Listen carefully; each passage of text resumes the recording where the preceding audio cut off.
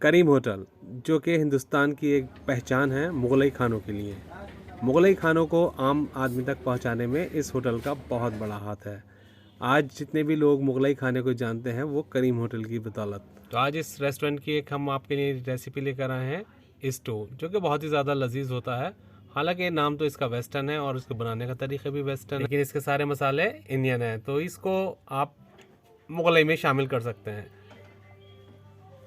Khans kitchen में आपका स्वागत है। मेरा नाम है वजीउर रहमान ख़ान। तो चलें शुरू करते हैं। बिस्मिल्लाहिर्रहमानिर्रहीम। ये हमने मीडियम साइज़ की 5 प्याज ली हैं और ये 1 इंच के 2 टुकड़े अदरक के हैं और ये 1.5 तकरीबन लहसुन है, जितना कि आपने देख लिया है। अब हम प्याज को या तो देखें आप इसको कद्दूकस कर लें और या इसको किसी फूड प्रोसेसर में निकाल लें या इसको बारीक चॉप कर लें, क्योंकि हम इसको बना रहे हैं चिकन में। अगर आप इसको बना रहे हैं मटन या बीफ के अंदर तो ज़्यादा फाइन चॉप करने की ज़रूरत नहीं है, क्योंकि चिकन जो है बहुत जल्दी टेंडर हो जाता है, तो इसलिए हमें इसको बारीक चॉप करना पड़ेगा। फ्रेंड्स, इससे पहले हमने बनाया था करीम का चिकन, वो आप इसको ज़रूर देख लें। अगर आपको देखना हो तो उसका आपको लिंक मिल जाएगा। चिकन कौरमा बनाया था। और अब प्याज के बाद हम इसको गार्लिक को ऐसे ही चॉप कर लेते हैं। थोड़ा सा इसमें टाइम तो लगता है, बट ये बहुत ही आसानी से हो जाता है, कोई परेशानी नहीं है।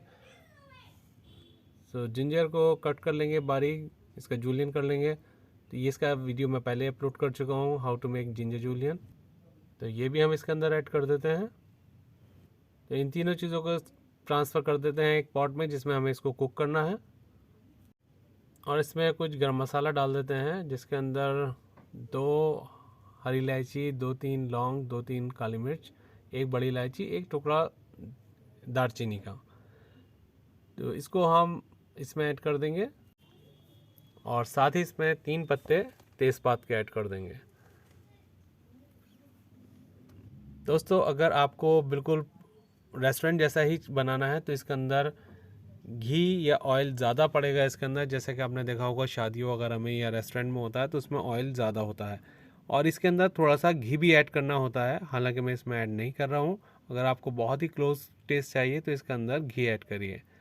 और एक इसमें हमने लिया है चिकन, जिसके बड़े बड़े पीस किए हैं थोड़े से, और इसमें थोड़ा सा अदरक लहसुन का पेस्ट डालेंगे, जिससे इसके अंदर जो एक स्मेल होती है मीट की वो ख़त्म हो जाए। थोड़ी सी इसके अंदर मैंने पीली मिर्च डाली है, हालांकि मेरे पास थोड़ी कम थी और आजकल पीली मिर्च पता नहीं क्यों इतनी महंगी हो गई है। मैं 300-350 रुपये लिया करता था काफ़ी दिन पहले, और अब 750 रुपये किलो है। तो मेरे पास अभी इतनी ही थी तो मैंने वो डाली है। और इसमें डाला है 1 टेबल स्पून ज़ीरा पाउडर और ये 2 चुटकी इसके अंदर सिनेमन पाउडर मैं ऐड कर रहा हूँ। अगर आपके पास पाउडर नहीं है तो आप 2 टुकड़े सिनेमन स्टिक के ऐसे ही डाल दें। और ये 4 से 5 साबुत लाल मिर्च हैं और इसमें दही डालेंगे। और ये दही आप देख रहे हैं थोड़ा सा थिक है, अगर आपके पास थिक नहीं है तो उसको एक कपड़े में डालकर उसको आप पानी निकाल दें, क्योंकि इसके अंदर फिर ड्राई होने में इसकी ग्रेवी ये पूरा टेंडर हो जाएगा जब तक ये ड्राई होगा, तो इसलिए हंग कर लें। अगर आपके पास पीली मिर्च ना हो तो फिर मजबूरी में आप लाल मिर्च भी इस्तेमाल कर सकते हैं, क्योंकि जो करीम होटल का स्टू होता है उसका अंदर पीली मिर्च होती है और लाल मिर्च नहीं होती है। हालांकि टेस्ट में थोड़ा सा तो फ़र्क होता है। येलो मिर्च जो होती है थोड़ी सी चटपटी होती है और उसका टेस्ट थोड़ा सा अलग होता है, लेकिन अगर नहीं है तो आप लाल मिर्च का इस्तेमाल करें। बस उससे क्या होगा, आपकी ग्रेवी थोड़ी सी लाल बनेगी पीली की जगह पर।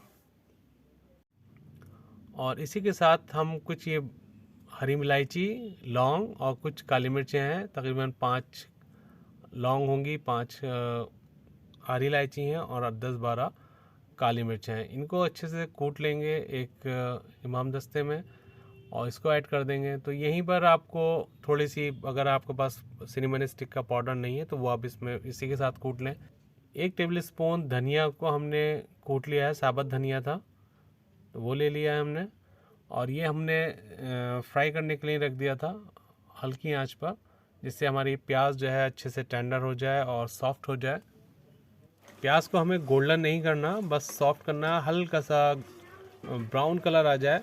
और तो उसके लिए बेस्ट तरीका ये है कि आप इसको कवर कर दें, तो इसके अंदर स्टीम जनरेट होती रहेगी और प्याज आपकी अच्छे से कुक हो जाएगी। तो ये प्याज हमारी हो चुकी है। अब हम इसके अंदर मैरिनेट किया हुआ चिकन ऐड कर देते हैं। जितने भी हमारे सब्सक्राइबर हैं खान्स किचन में जुड़ने के लिए आप सबका बहुत बहुत शुक्रिया। और अगर आपने सब्सक्राइब नहीं किया है तो प्लीज़ सब्सक्राइब कर दें और साथ ही बेल आइकन ज़रूर दबाएं, जिससे हमारे हर लेटेस्ट वीडियो का नोटिफिकेशन आपको मिलता रहेगा। और कमेंट्स करके ज़रूर बताया करें कि आपको ये रेसिपी कैसी लगी।